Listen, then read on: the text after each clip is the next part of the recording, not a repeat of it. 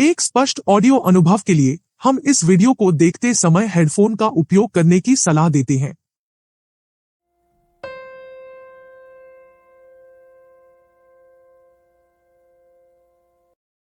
हिंदू धर्म के प्रचार और प्रसार के लिए इस चैनल की शुरुआत किया गया है।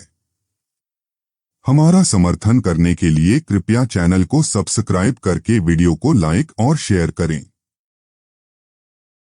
हनुमान चालीसा सनातन धर्म के प्रमुख भक्ति ग्रंथों में से एक है, जो हनुमान जी की महिमा और भक्ति की अद्वितीयता को स्पष्टता से प्रस्तुत करता है। इस चालीसा को रोजाना जपने का अद्वितीय महत्व है और इसमें कई कारगर फल हैं जो सनातनी लोगों को इसे नियमित रूप से जपने के लिए प्रेरित करते हैं। हनुमान चालीसा का जप करना हनुमान जी की कृपा को आकर्षित करता है और उनकी असीम शक्ति का अनुभव करने का सुअवसर प्रदान करता है।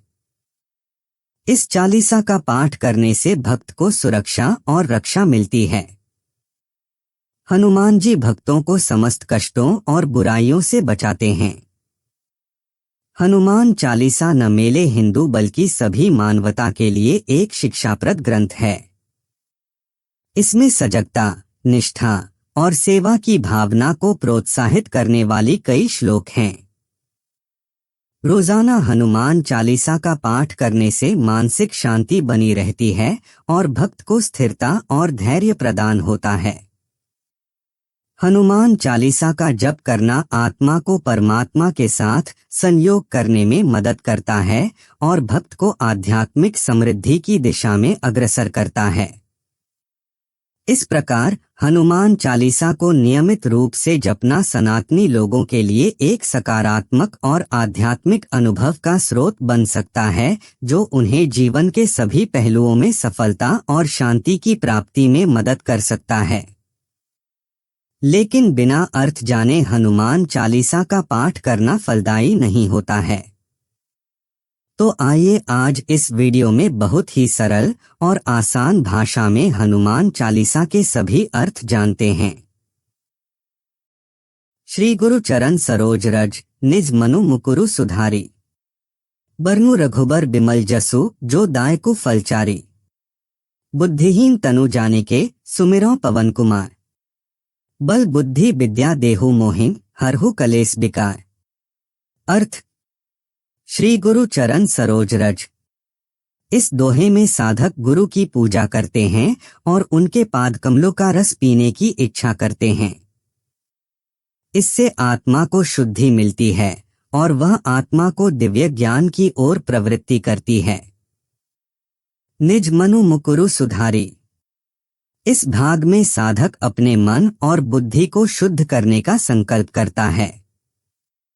यह एक आत्मिक साधना है जिससे अंतरंग शुद्धि होती है। बरनु रघुबर बिमल जसु, जो दायकु फलचारी। इस चौपाई में साधक भगवान श्री राम की प्रशंसा करता है और उन्हें 4 प्रकार के फल देने वाले मानता है: धर्म, अर्थ, काम और मोक्ष। भगवान श्री राम के चरणों में समर्पित होकर साधक अपने जीवन को सर्वांग सुख, समृद्धि और मोक्ष की ओर ले जाता है। बुद्धिहीन तनु जानिके, सुमिरौ पवन कुमार। इस दोहे में साधक अपनी बुद्धि को शुद्ध करने के लिए भगवान हनुमान की उपासना करता है। हनुमान जी से साधक बुद्धि, बल और विद्या की प्राप्ति का आशीर्वाद प्राप्त करता है। बल बुद्धि विद्या देहु मोहिन, हरहु कलेस बिकार। इस दोहे में साधक हनुमान जी से अपने जीवन में बल, बुद्धि और विद्या का प्राप्ति का आशीर्वाद मांगता है। उसे अपने जीवन के कलेशों और विकारों से मुक्ति मिले। इस प्रकार यह दोहा भक्ति और साधना के माध्यम से आत्मा के उद्दीपन को दर्शाता है और साधक को दिव्य ज्ञान की ओर प्रवृत्ति के लिए प्रेरित करता है। चौपाई। जय हनुमान ज्ञान गुण सागर, जय कपीस तिहुलोक उजागर। इस श्लोक के माध्यम से भक्त हनुमान जी की पूजा और स्तुति करते हैं, जिन्हें वे अपने ज्ञान, गुण और दिव्य सामर्थ्य के कारण जानते हैं। इसका उदाहरण वे तिहुलोक में अपनी विशेष पहचान बनाकर रखते हैं। जय हनुमान, इसका अर्थ है हे हनुमान तुम विजयी हो। यहाँ भक्ति और समर्थन का भाव है। ज्ञान गुण सागर, इसका अर्थ है हे हनुमान तुम ज्ञान और गुणों का सागर हो। हनुमान जी को सर्वज्ञ और सर्वगुण संपन्न माना जाता है। जय कपीस तिहुलोक उजागर, इसका अर्थ है हे हनुमान तुम कपिस्वरूप में तिहुलोक को प्रकाशित करते हो।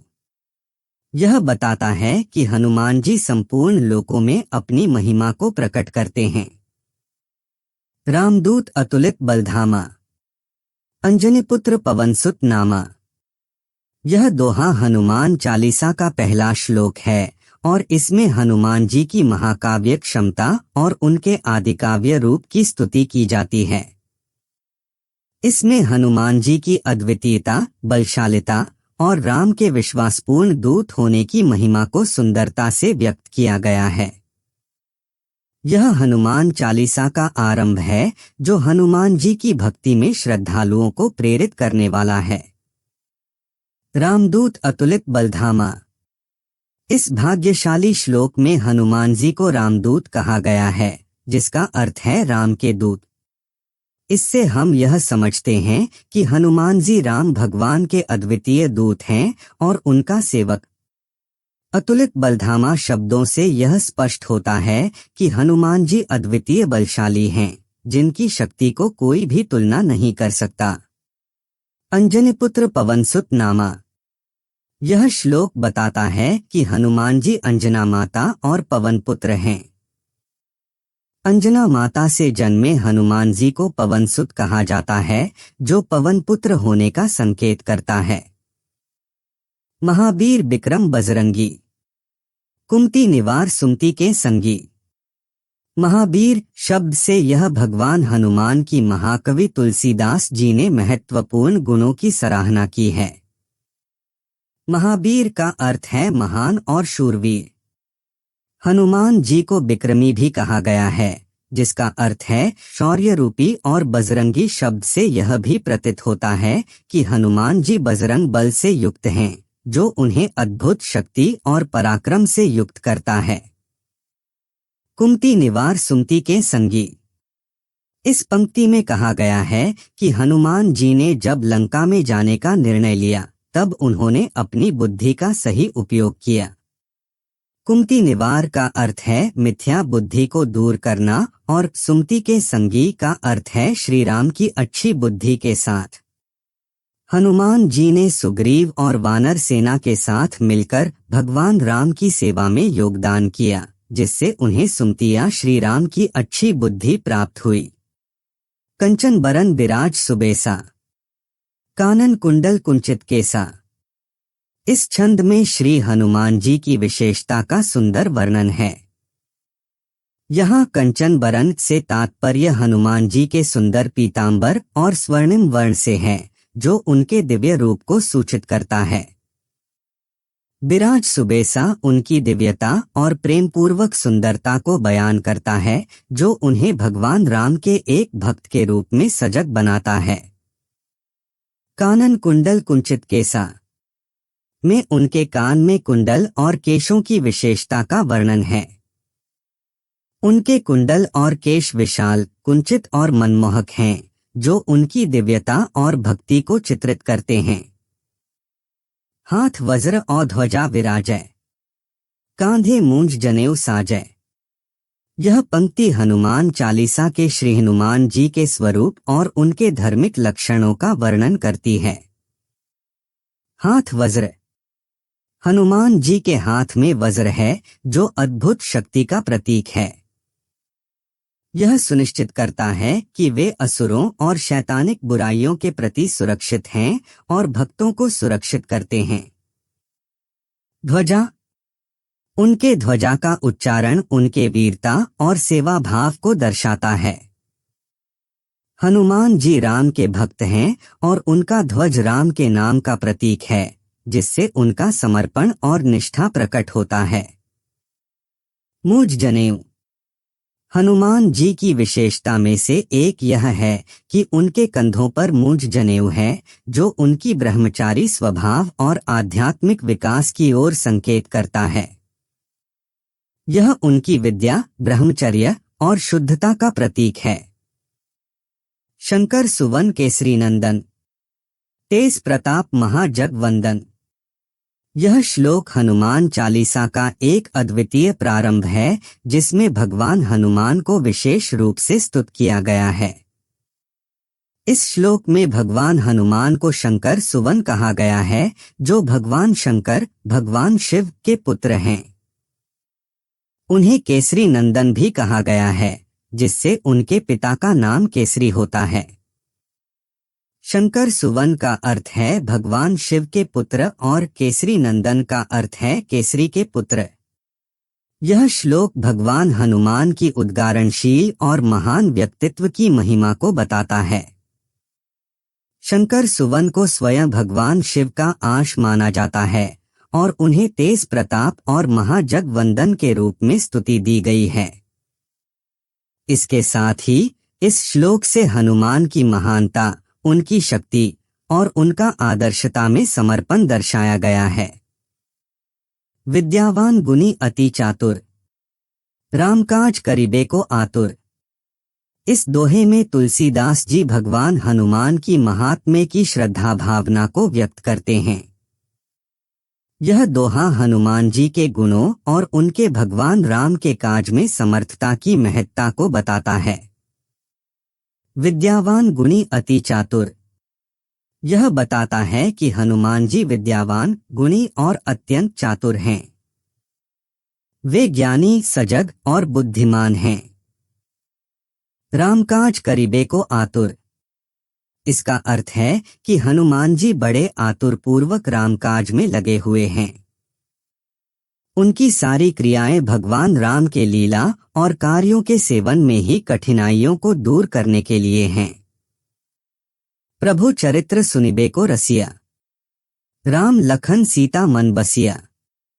यह दोहा हनुमान चालीसा का एक महत्वपूर्ण भाग है, जिसमें संक्षेप में सुनाया गया है कि हनुमान जी ने आत्मीय भक्त श्री राम की कथा, उनके भक्त लक्ष्मण और सीता माता की महिमा को बहुत भावपूर्णता से सुना। हनुमान जी यहाँ बता रहे हैं कि वे श्री राम के चरित्र को सुनने के लिए रसिया, अर्थात भक्तों के रस में रमने वाले हैं। उनका मन भगवान राम, भगवान लक्ष्मण और माता सीता में बसा हुआ है। इससे हम समझते हैं कि हनुमान जी किस प्रकार से भगवान राम के प्रेमी भक्त हैं और उनके चरित्र को सुनना उनके लिए एक अद्वितीय आनंद का स्रोत है। सूक्ष्म रूप धरी सियहि दिखावा, बिकट रूप धरी लंक जरावा। इस चौपाई से हमें हनुमान जी की उनकी प्रबलता, आत्मविश्वास और भक्ति का स्पष्ट संकेत मिलता है, जो उन्हें राम भक्ति के प्रति अत्यंत समर्पित बनाता है। सूक्ष्म रूप धरी सियहि दिखावा, यहाँ हनुमान जी का सूक्ष्म रूप का वर्णन हो रहा है जब वे माता सीता के पास गए थे। सीता जी के सामने हनुमान जी ने अपने चिरंजीवी रूप में प्रकट होकर उन्हें अपनी प्रीति और सेवा का संकेत दिया। उनका सूक्ष्म रूप देखकर सीता जी ने हनुमान जी के आत्मविश्वास और भक्ति को महसूस किया। बिकट रूप धरी लंक जरावा, इसके बाद चौपाई में हनुमान जी का बिकट रूप धारण करके लंका को जलाने का वर्णन है। हनुमान जी ने अपने बड़े और भयानक रूप में रावण के दरबार में प्रवेश किया और वहां अपनी भयानक रूप दिखाकर लंका को जलाया। इससे हनुमान जी ने रावण को उसके अनैतिकता और अत्याचार का सख्त प्रतिसाद दिया और लंका की सुरक्षा के लिए प्रभु राम के संदेश को सफलतापूर्वक पहुंचाया। भीम रूप धरी असुर संहारे, रामचंद्र के काज सवारे। इस चौपाई में हनुमान जी का रूप भीम कहा गया है, जो असुरों का संहार करने वाला है।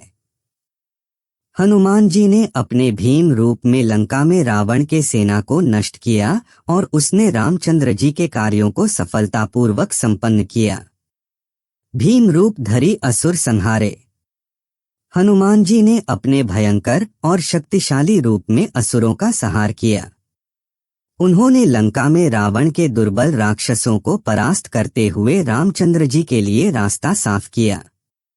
रामचंद्र के काज सवारे। हनुमान जी ने अपनी भक्ति और सेवा से रामचंद्र जी के सभी कार्यों को संवारा। उन्होंने सीता माता को लंका से मुक्त करने में महत्वपूर्ण भूमिका निभाई और रामचंद्र जी के सेवकों को उनके सार्थक कार्यों में सहायक बनाया। इस चौपाई से हम यह सीखते हैं कि हनुमान जी ने अपनी भक्ति, शक्ति और सेवा भावना से रामचंद्र जी के कार्यों को सफलतापूर्वक पूरा किया। उन्होंने असुरों को नष्ट किया और धरती पर धर्म की रक्षा करते हुए भगवान राम के लिए समर्पित भक्ति भावना का परिचय किया। लाए सजीवन लखन जियाए, श्री रघुवीर हर्षि उर लाए। इन चौपाइयों में हनुमान जी ने लक्ष्मण के लिए सजीवनी लाने और उसे लखन को जीवित करने का उदाहरण दिया है। इसके साथ ही राम भक्त हनुमान के प्रभाव से रघुकुल वीर लक्ष्मण का हर्ष और उत्साह भी चित्रित किया गया है। इस चरित्र ग्रंथ में यह संदेश दिया जा रहा है कि भक्ति और सेवा से ही सच्चा और सर्वोत्तम सुख प्राप्त होता है, जो हर्ष और उत्साह का कारण बन सकता है। रघुपति की ही बहुत बड़ाई, तुम मम प्रिय भरत ही संभाई। इस चौपाई में भगवान हनुमान श्री राम की महिमा की श्रेणी को बता रहे हैं। यहाँ रघुपति श्री राम को संकेत करता है, जिनकी महिमा अत्यंत उच्च है। हनुमान जी यहाँ कह रहे हैं कि श्री राम की महिमा अत्यंत विशेष और अद्वितीय है। उन्होंने राम के गुणों की महत्ता को व्यक्त किया है और इसका महत्वपूर्ण हिस्सा माना है। तुम मम प्रिय भरत ही संभाई। इस भाग में हनुमान जी भरत को अपने भाई के समान प्रिय मानते हैं। यह दिखाता है कि हनुमान जी का निष्ठा और भक्ति श्री राम और उनके परिवार के प्रति कितना गहरा है। इससे हमें एक भक्त की प्रेम भावना और विश्वास की महत्वपूर्णता का संकेत मिलता है। हनुमान जी श्री राम के साथ जुड़े हुए विभिन्न भावों को अपने इस चौपाई में व्यक्त कर रहे हैं, जो एक साधक या भक्त की भावनाओं को समझने में सहारा प्रदान कर सकता है। सहस बदन तुम्हरो जस गावें, अस कही श्रीपति कंठ लगावें। इन दो चौपाइयों में भक्त रघुकुल श्रेष्ठ हनुमान जी की महिमा गाई गई है। सहस बदन तुम्हरो जस गावें। इस चौपाई में लेखक हनुमान जी के वीरता, शक्ति और उनके साकार रूप की महिमा का गान कर रहे हैं। यहाँ सहस बदन से तात्पर्य हनुमान जी के अत्यंत वीर और बलशाली शरीर से है, जिसका समर्थन करने के लिए श्रद्धालु उनके जयगान को गाते हैं। अस कही श्रीपति कंठ लगावें। इस चौपाई में हनुमान जी की भक्ति की गहराइयों को बताया गया है। यहाँ श्रीपति से मुरारी श्री राम का संकेत है और कंठ लगावें से तात्पर्य हनुमान जी के अद्वितीय प्रेम और भक्ति से है, जो श्री राम के प्रति उनके आत्मिक संबंध को दर्शाता है। इस रूप में यह चौपाई हनुमान जी के अद्वितीय सेवा भावना और भक्ति को प्रकट करती है, जो श्रद्धालुओं को आत्मिक सांत्वना और आध्यात्मिक संबंध में मदद करती है। सनकादिक ब्रह्मादि मुनीसा, नारद सारद सहित अहिसा। इस श्लोक में श्री गुरु तुलसीदास जी हनुमान जी की महिमा को बता रहे हैं। सनकादि मुनिया और देवराज ब्रह्मा के साथ साथ आपकी सेवा में नारद, सारद और अहिसा भी निरंतर लगे रहते हैं। सनकादिक ब्रह्मादि मुनीसा। इस पंक्ति में सनकादि ऋषियों और ब्रह्मा आदि देवताओं का संबोधन किया गया है। यह कहता है कि सनक, सनंदन, सनातन और सनत कुमार जैसे महर्षिगण और ब्रह्मा देव भी हनुमान जी की महिमा का गान करते हैं। नारद सारद सहित अहिसा। इस पंक्ति में ऋषि नारद और सारद ऋषि को सहित अन्य सभी ऋषियों का समर्थन किया गया है। नारद ऋषि, जिन्हें देवर्षि कहा जाता है, और सारद ऋषि, जो वाल्मीकि रामायण के रचयिता थे, भी हनुमान जी की पूजा करते हैं और उनके शक्तिशाली गुणों की स्तुति करते हैं। इन पंक्तियों से यह साबित होता है कि हनुमान जी विभिन्न लोकों और देवताओं के बीच उच्च स्थान पर हैं और उनकी पूजा विश्व भर में की जाती है। जम कुबेर दिक्पाल जहाँ ते, कवि कोविद कही सकें कहाँ ते। जम यमराज मृत्यु का देवता, कुबेर धन के देवता, दिक्पाल दिशा के रक्षक देवता। जहाँ ते जहाँ तक।